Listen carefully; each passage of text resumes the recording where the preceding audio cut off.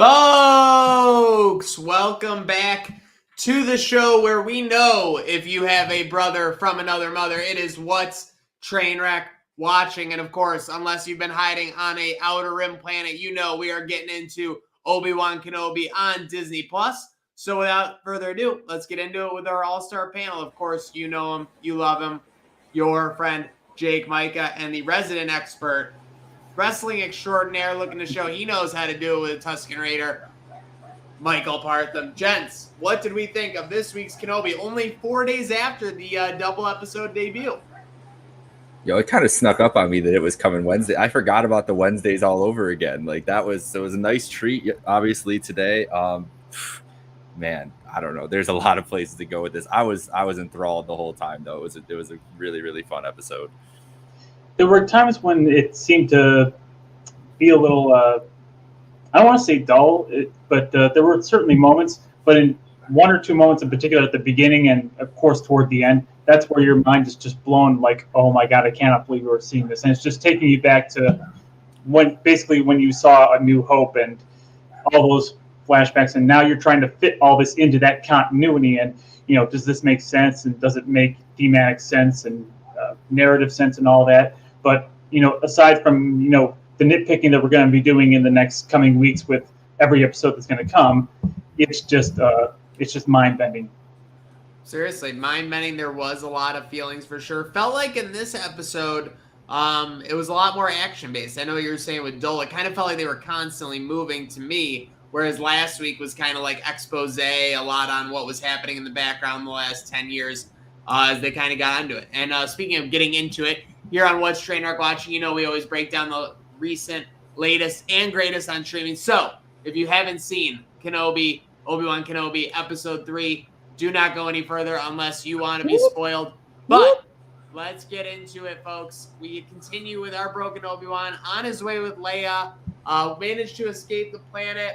Thoughts on this whole sequence kind of leading up to some eventual Sith Lord action? He's just being grumpy as hell, man. Like he'd be agreeing grumpy with like a 10-year-old. I mean, you can tell like that he has not interacted with a lot of people over the last 10 years. I think they're trying to get that home where he's just, he's just being very gruff, obviously not trusting throughout this whole episode. And that might be a theme going on throughout this whole show too. It has been so far. But yeah, just grumpy Obi-Wan, man. Like you'd think maybe seeing like, seeing Leia and seeing her would brighten his mood a little bit, but it feels like it's just taking him down another notch. So yeah, I don't know what's going to actually brighten his mood going forward here, but definitely just still despondent at times. At least he's like moving, like you said, he was moving this whole episode, doing what he needed to do, and actually taking responsibility, which we talked about last week. He wanted no part of it all at first. He was happy living his mundane meatpacking life. So he's a little bit out of his sorts for the last 10 years. Maybe that's what's making him so on edge. But yeah, just he's got to pick it up a little bit. Go ahead, Mike. If you had spent the last 10 years knowing that you inadvertently caused the darkness that fell over the entire galaxy to happen, and this little 10-year-old kid, after you just escaped almost certain death on another planet when you've just been trying to hide out and keep to yourself this whole time, and she's just asking you, are we there yet? Can you use the Force? Can you do this? Can you do that? And it's like, kid, we barely escaped with our lives. Can we just sit tight and let me not try to get us killed here? But yeah, I mean, it's going to take a little while for Obi-Wan to come out of his funk because he closed himself off in the Force, and we saw in this episode that he's not in shape as far as Jedi activities are concerned. In shape in general. That Seriously. man needs to do some push-ups or something. Like just he's on any regimen. I mean, we'll get to that. We'll get to it later. But when someone's using the Force against him, he doesn't seem like he's keen on using the Force back right at them. Like you usually see, it's like like we saw in Episode 3. It's a standoff when you got two Force users trying to push each other at the same time, and we didn't even see him try to do that. It took a lot of strength in the last episode just to catch Leia, as it were. Mm-hmm. And this is an interesting episode because we get kind of caught off guard with some Vader action as he's getting reports from Reva and eventually the other Inquisitors. So we're Can we just say, just seeing and hearing Vader again will never get old. I mean, let's just take a moment to appreciate the fact that James Earl Jones is 91 freaking years old, and he's still voicing Darth Vader after all this time with no problems. We haven't heard any. He's from what we can tell, he's in good health, and we should appreciate every single time we get to hear his voice, whether it's Rogue One, whether it's Rebels, or whether it's now. Definitely. When I looked it up and saw that he was 91, I was in shock. Like today, I looked it up actually for the first time, just like hearing him talk and everything. That's shocking. So I'm just glad that shout out. And just Castlevader in general, that was like the first 5 when they showed him. That was the nicest Easter egg I think I could get in any of these Star Wars things. Finally seeing that on a Star Wars screen, it just made my little heart happy. One little touch I noticed when they're assembling his armor, his helmet and his face mask came down at the exact same time. Whereas when we first saw it in Episode 3, they did the mask and then the helmet, and that's exactly how Luke took them off in sequence. But in Empire, when we first saw the little glance like of his white crusty head from behind, like the Imperial officer kind of peeking in on him, we didn't see like the mask on top of his head. We just saw the helmet, and we must have thought, wait, is that all there is? So that's just showing you that they go on simultaneously, and that's alluding back to that scene in Empire where they must have gone on together rather than just one at a time like we saw in Episode 3.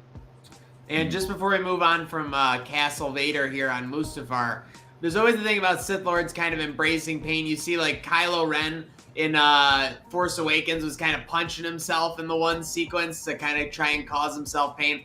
Was he looking out at the bank where he fought Obi-Wan in that one sequence? As it cut away from him? Did he build the castle on top of that bank that he fought Obi-Wan? Oh my god! Because it's a waterfall, That's what right? it looks like. Yeah. Anakin is basically, aka Darth Vader, is just like a brooding teenager that never like grew into an adult. Like he never got to have a childhood, like a true childhood. So he kind of is just a brooding teenager, and obviously, as evidence as we get into it, he has one thing on the mind, and that is revenge. But we want to talk about who he's looking to get revenge on. Obviously, we have the adventures of Obi-Wan and Broken Obi-Wan and Leia continue. So they're posing as farmers from Tall. They're going to this location that they were given, where they were supposed to... What were they told was going to be at this location again? I couldn't remember that. Like a Jedi safe haven? Someone to get them, like, to back off-world? They weren't given a lot of specific information, just someone that would help them at the rendezvous point. I gotcha. So I wasn't sure if I was missing that. So anyway, so we get that. Ends up going with our guy, Freck. And by the way, did anyone get misled by Freck? I thought Freck was a red herring, that he was going to be like a betrayal guy. And then I thought he wasn't going to be it as it going through it. I didn't get the sense that he would be a betrayal guy, but I mean, on an Imperial world, you should have seen that coming where, people are going to sell out everybody just to do a favor for the Empire. That was Zach Braff as well as Freck, which I didn't realize that after the episode. So shout out Zach Braff, who's getting a Star Wars bag. Better Star Wars cameo. Zach Braff as Freck or Daniel Craig as the one stormtrooper in The Force Awakens. Oh, wow. Shoot, that's a good one. I'll give you. Okay, who are you gonna go with? I'm going Craig.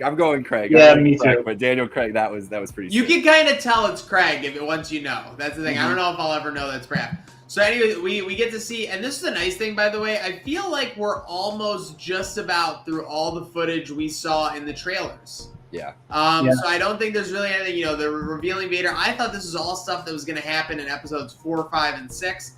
Instead, it was front loaded. But we get taken to Inquisitor HQ. By the way, the Empire is just one basic corporation, just being corporation as fuck. That's definitely what George Lucas was going against.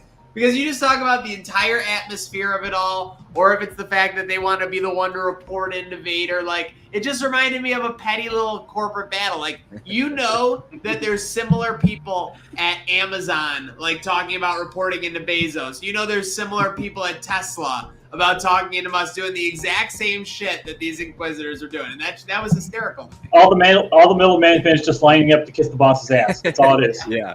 You can take the credit. The Darth Vader kiss my ass club. Listen, if there's a man's ass that you want to kiss, though, it is Darth Vader. That is I would not. But you have to lift up the cape to do it in the first place, you know. I mean, listen, I have nothing against her overruling the fifth brother. I'm sorry, I can't remember his name. I don't know. I believe it's the fifth brother. I have nothing with her overruling him, being like, I just talked to Vader. But if you're gonna use that move, like I just talked to our manager, like don't get caught by the same move later in the episode just by them flipping the tables. You know what I mean? Mm-hmm. That was what threw me off. Now I want to say this episode had a couple of Game of Thrones ties to me. And this was where the first one went, when they got the probe with Obi-Wan's information on it, and they launched the probe. That's the probes. That scene was sick. The good old Imperial probe droids. Yeah, but like seeing them go through the factory line and like order and be like launched out of the that's what I thought was amazing. So that reminded me of the Ravens in Game of Thrones. Sorry, that was okay. So I was thinking back to when there was an epic storyline, or like Winterfell's going to war and you'd see the Ravens fly out. That's what it reminded me of. Sorry, I realized I never got back to my original there, but yeah, really love that storytelling, obviously. And I'm not gonna lie, did anyone else do like a quadruple take when they saw that Empire bumper sticker on Freck? Oh yeah. Oh yeah, that should have given it away. Yeah. See, I honestly wasn't, and even in that moment, I was just thinking Freck was just like, he was gonna be just chilling, like he was just smart. He was like, I just keep this on there, so they don't bother me, something like that, which was not clearly not the case at all. Freck's just the guy, like you talk about all these corporation guys, he's just the guy, the lower, the delivery man who everybody loves. Everybody's like, oh man, I can't wait to see Freck today. He always puts a smile on my face. Like everybody's got to have a role for that. Absolutely. Empire or not. Seriously, Freck was a welcome retreat for those guys. So Obi-Wan almost blows the cover. So we're continuing to see as we get to the second half of the episode here, with ultimately where we see it physically, emotionally, mentally, with him almost blowing the cover here. And of course, how about Leia coming up with their names on the spot? Like Obi-Wan had the basic story, but he didn't have names for them. Leia made those up like kind of improv there, just showing off like her quick thinking on her feet. Seriously, no, it was a very. I mean, the Leia actress as well has definitely, absolutely knocked it out of the park. Playing like a competent role, pretending to be the age of 10 and being absolutely amazing. So we're still on Mapuzo, the mining mid-rim planet. So I like that we're finding out a little bit about the way that the Empire views the galaxy, mid-rim type 2. So you get something just besides outer rim or inner rim, things like that. With that said, we get to the planet and the source actually reveals themselves. And this is another Game of Thrones tie-in. I didn't realize it. It's the actress Ellaria Sand. Ellaria Sand, right? So I didn't recognize it until she took the hat off and everything, which actually is a credit to the actress because she does such a good job of versing herself. But yeah, what'd you think of her character and it kind of added to that A New Hope / Mandalorian vibe, right? Where you can feel the rebellion around and there's a little bit of edge in the air. Mm-hmm. Yeah, like those beginnings of the rebellion, like you could see the little sparks starting to come and everything, and just her talking about how I think it was really cool for her to just be someone that joined up with the Empire as someone who thought they were going to do well, thought that was something that the galaxy needed, and then realized it wasn't. I think that there's a lot of those people within the Star Wars universe. You don't hear that a lot. It's always just been good guy, bad guy, but there's obviously reasons that people were looking to the Empire for stability in that time, and there's not a lot of choices when it comes to some of those things. So I thought that was a really neat thing, and like you said, she's an awesome actress. Was one of my favorite parts of Game of Thrones, with the snakes there. So I was really happy to see her in this episode. It kind of reminded me of episode 7 when Finn basically is in the First Order and on the spot decides, you know what, this ain't for me. I'm not into massacres here. And so it tells you that after the cloning stops, they're trying to indoctrinate these people from a very young age, but it doesn't always work. Sometimes their eyes are open from very traumatic things that they're being either asked to do or they're being shown. So there's the new hope for the Star Wars galaxy, is that they can't brainwash everybody. And there is no better transition of A New Hope. So Obi-Wan is with, again, I can't remember her name because I don't think it ever got brought up, but she rescues Obi-Wan and Leia, and just getting ready to move them off planet through a safe house. We got like a hidden room. We got everything being busted out here in the Star Wars universe. That's Tala. Oh, Tala. Okay, Tala. gotcha. Tala. Yeah. And all of a sudden, we get it. We get something that I was not expecting till at least the last 2 episodes of the season, maybe at a maximum. We get Darth Vader on screen, and he is on a rampage, gents. What was going through your mind when the Inquisitors were lined up and Obi-Wan was looking out in a look of panic? When he first starts dragging all the colonists or whoever, and the first person he chokes, he's holding up and floating him and choking at the same time. We've never seen that in Star Wars canon. I think it might have been portrayed in some fighting Star Wars games, but he's literally doing the Vadering meme, where someone jumps and they act like they're being choked at the same time. You have to take that snapshot, right? Well, Vader's never done that. Vader's choked people, and maybe he's floated to 1 or 2 people or things for whatever, but he's never done it at the exact same time. He's never done the Vadering meme all at once. So that I think they were trying to allude to that a little bit. But did you take a look at Obi-Wan while he was doing it too? Kind of. I felt like that. I don't think anybody knew Obi-Wan was there. Vader was just choking fools left and right, snapping a neck here and there, dragging people literally in the streets. And he's just trying to draw Obi-Wan out. He's just trying to say, hey, look at me making these people suffer. Come out and stop it. Honor your Jedi code or whatever. Yeah. I think one of the biggest things I took away from this is this series not afraid of being dark. We talked about it last week. The opening scene was obviously pretty dark, pretty twisted. And just seeing what he could do, what he was doing with he snapped some, I think it was a child's neck right there. Oh, he was going full episode 2. Not just the men, the women and children were getting it too. My goodness. It was everybody, yeah. And it was just I feel like it was much, he knew, I think, in my mind at least, he knew exactly where Obi-Wan was kind of hiding out and was just doing this as a way to get him out. Be what is this man, what's left of him? Is he gonna come out, try to be the hero and try to save these people? And Obi didn't. Again, another scenario where in the first or second episode, whatever it was, with Uncle Owen last week, where Owen's just sitting there with a lightsaber up to his neck. Obi doesn't react, do anything. And this is the same vein. Obi-Wan watched 4 people get killed in that moment, and that's not something a Jedi would usually do. So I think it was a great way to show how far away Obi-Wan is from the guy we remember, and how close Vader is to the guy that he is. He is Darth Vader in this moment. There's no Anakin left there anymore after 10 years. I want the Partham percentages on how much is Anakin, how much is Vader after this. But I got 2 more. I got 2 things real quick. The third are the Game of Thrones connection. Him snapping the people's necks was like Ramsay Bolton sending out Rick and Stark before the battle. He was trying to get Obi-Wan off his game. He was trying to get into his head or whatever. You notice he did, as he was walking there, he didn't say a word. He didn't say a word as soon as he walked out the ship. He was just immediately, just snapping fools' necks. It was almost like Jason Voorhees in a horror movie where he's right there and he's just slowly making his approach, and he's just trying to hide out in the bushes or whatever. And he knows you're there, and he knows he's going to eventually flush them out. Seriously. And then, so of course, Leia and Tala, was it? Obviously run down the safe house or try to escape out of the tunnel to the pilot. So we're getting a lead on with this pilot. The pilot gets mentioned a couple times. I don't know if you guys felt it a little teased by that, but there's gonna be this pilot. I'm like, who's it gonna be? So anyways, this is when it all comes to a head, and the Vader rampage reaches Obi-Wan. Vader takes the lightsaber out, and I feel like Vader has been waiting, realistically years, if not the full decade, for this moment. Obviously, when you see the scene, pretty much dreaming about it, fantasizing about it, looking for his revenge. And Obi-Wan just bolts. Did anyone else chuckle a little bit when this happened right out of the gate? I was like, what is this man thinking? He literally just saw Vader in front of him and was like, I'm just gonna go to the left, and he's gonna have no idea where I am. Bro, I didn't even think of this one. This is like in Game of Thrones when Reek is getting challenged and he's got the sister and he just jumps off the boat. Just completely inexplicable. Running from Vader, dude, you're an old man. Partham, what was he thinking?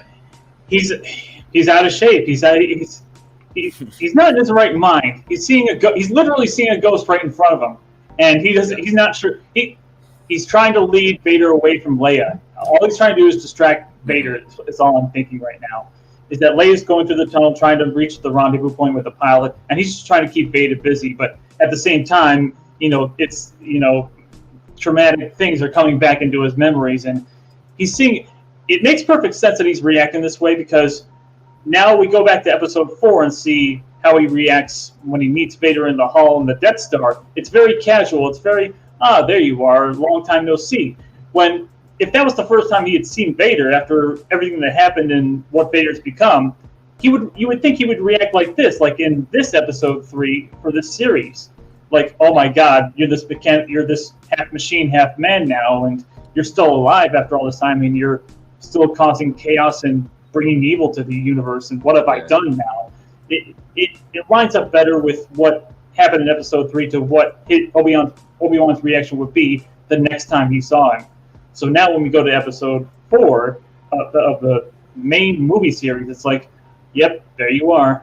Facts. That's a great point, because you're like, he knows it's Anakin, right? Like, because of the Force sensitivity and everything. He knows who it is in there. But then seeing that it would be a monstrosity, like right in front of you, and being like, what? That, like, trying to put those pieces together. And speaking of everything, definitely would be traumatic. I still think that running listily to the left, probably not the best strategy. Probably could have ran a little bit of different, maybe a little bit more speed in there. Put some jukes, something. I don't know, but. Yeah, it was terrifying. It was horrifying to see, like, just the cinematography from that little bit, I think, was interesting. But it felt like horror movie. Like, they were trying to just make Vader seem like this big monster movie villain, and it worked to an extent. And yeah, so you leave with, Obi-Wan obviously horrified. He tries to do the same thing. Vader goes to Obi-Wan, I am like what you made me. So obviously you see that emotion, you see that, angst, yearning for revenge. He's still very rage-filled. He's still dwelling on what happened 10 years before. And again, to bring it forward to what we're going to see in episode 4, 10 years later, it's like, oh, now I was but the learner, now I am the master, and your powers are weak, old man. Now he's actively taunting him. He's not so much dwelling on his hate. Now he's just mocking him when he gets to New Hope. That's what I want to talk to you guys about. So obviously, we see how it gets down. We see Obi-Wan escape. Obviously, Obi-Wan looked pretty pitiful in this matchup here. He cut himself off when he goes to that, get back into it. When he goes to that line, when we I was with the learner, the roles switched. Is Obi-Wan gonna get one last moment in this series? Maybe a little fire off of Qui-Gon, maybe a little something. To kind of pwn Vader going into this New Hope, because I agree with what you said. This interaction alone kind of lines them more up, but I feel like we need one more kind of interaction where Obi-Wan gets the best of him going into a New Hope to truly kind of. Oh, this was just a tease. This was like the first fight in King Kong versus Godzilla. The main event still to come later. So this is basically like when WWE does a DQ finish. Like, yes. like we're like but we're really gonna go at it in Hell in a Cell. Yeah. There's one thing that I keep thinking about for those who've seen Rebels. It's that scene, and for those who haven't seen it, spoiler alert, but you should see it, and this will be an incentive for you to see it.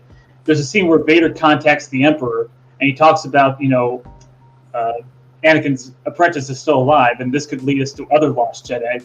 And Vader remarks, such as Kenobi, and the Emperor says, perhaps if he lives. Which means that, as far as the Emperor knows, whether Vader tells him what's happened here or not, there's a possibility that Obi-Wan might not survive what happens in this series. If the producers, made a note of that little continuity and are going to make an ending where there's a knockdown, drag-out fight to the death, and it seems like Obi-Wan dies, but really he hasn't, and he just goes back to Tatooine and goes back to the solitude.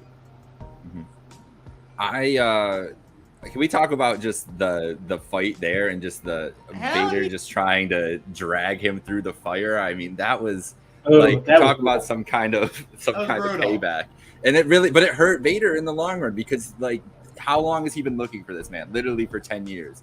He's been looking for him. He has him right in front of him, literally holding him up with his own power. And he decides, no, I'm going to torture him to death right now. I'm going to make him feel exactly what I did. And that comes back to bite him in the ass at the end of this episode. And now you get a staring off, despondent Vader and helpless stormtroopers running around who can't seem to find the way around this line of how- fire. There's like, where is he? I can't find Dude, him. I did have a little- Respondent Vader and helpless stormtroopers is just not a good combo. I did have a little trouble believing that Vader would be that helpless. He started the fire in the first place, and now Couldn't he all of a just sudden the move it? fire's holding him Like- back. Couldn't he just Moses? force blow it out or something? Or I just think he was reach let- across the fire and still, try to choke I think Obi-Wan at that again. point, it's like a cat with like a mouse that they know they can catch, but they're like batting it around a little bit. That's what it kind of felt like. He's like, I know exactly where you're at. He also probably has to know at that point that they're like, if Vader feels Obi-Wan there, he has to feel Leia on this planet too. Like, there's no doubt in my mind that he is at least vaguely aware that she is with him or something like that, knowing under somewhat of understanding. At least that's my belief of it. I think And he maybe that's how knows he she's thinks he'll go there, back. but I don't know if he's aware of her on a force level. Yeah, he's Because clearly that his doesn't- judgment's clouded. Dark side. Yeah. It's true. She is And- force sensitive though, and they did make the mention of hunting children, any children that were force sensitive, like anybody, including children. Tala mentioned that. And from what That's what made me think. What of we've it. seen in these first 3 episodes, she's very insightful. Like, she can just look at you and peer right into your eye. She knows when you're full of it, and that's not a coincidence. That's her, having that sensitivity without really realizing it or anybody Knowing else. what it is. for that matter. Well, I think it was interesting, and this is going back a little bit, but the conversation of her even her knowing that that her parents weren't her real parents, and knowing that she has some kind of, unknown parentage or lineage and stuff like that. Like, those are hard questions for a 10-year-old to be asking anybody, let alone a stranger that they've just met in a short amount of time. So yeah, I'm with you there.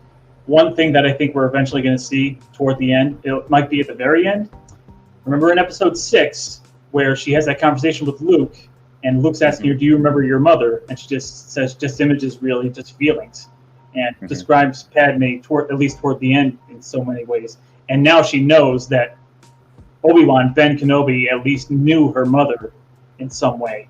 I think there might be a little bit of a talk, or maybe just a force transfer of, here's a few images of your mother and what she was like, at least toward the end.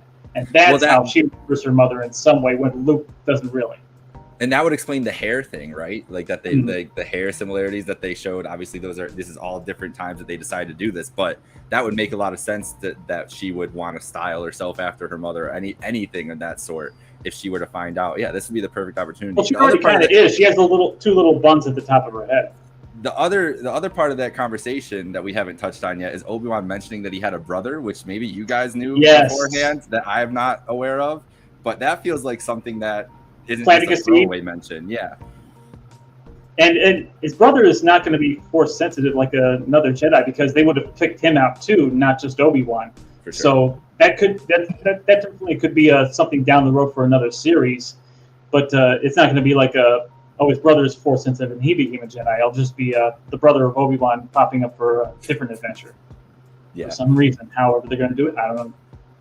I don't know what's crazier, that Vader literally wanted to plot to fire kill Obi-Wan in the most painful way possible, or that this series is going to be over in 3 weeks. Yeah, it seems like there's a lot going on still. Seriously. And it feels like it just got started. But hey, we're just getting started here at What's Training WaTching. Anything left, boys? No, man. Any spec? Any predictions you want to get in? Any predictions? I don't know. I think that it's gonna be shoot, man. I'm just excited to see like you said, the second matchup, because they said that they swung, leading up to this, said that they swung lightsabers a couple times. That doesn't feel like the only fight we're gonna get, and it better not be the only thing we see from Obi-Wan. I mean, come on, man. Since I'm just making as many references as possible, that fight was basically Hogan Sting from TNA. It was two great personalities you want to see. Anyone would sign up for Obi-Wan versus Vader, but sheesh. I mean, even when Vader was just taking the most casual one-handed slashes, Obi-Wan was just getting pwned. Yeah. Well, remember, his arms are half mechanical. That's why he holds it with one arm. He doesn't have to do much. It's all just half his arm is metal, so all he can do is just do this. And how many people with just flesh and blood hands are going to be able to counter that, even with two hands? So he's just casually doing the one-handed not even tricks, because he can't do tricks anymore because he's got all this armor on him. He's not what he used to be. But now he has like much more strength, and he's just going to be a lot more efficient. And that's what we saw in episode 4 with more classic swordsmanship than the twirly stuff. That would be sweet if Vader starts just doing like front flips in action and shit. Like that would be something. No. I want to see it turn up. No. It would be awesome. But hey, I want to see everybody turn up here at What's Trainwreck Watching. Huge shout out to Mike Partham for joining us again. Of course, he's joined us before for our No Way Home review, and obviously will be joining us in the future for these Obi-Wan reviews. Don't want to tie him contractually, but we make sure you're following us on Apple, Spotify, SoundCloud. Make sure you're following these guys. You got at Michael Partham, at yourfriend_Jake. Of course, all kinds of entertaining takes and tidbits along the way here because, at What's Trainwreck Sports Watching, it's not about, next week's plans. It's not about next month's barbecue. It's about next week.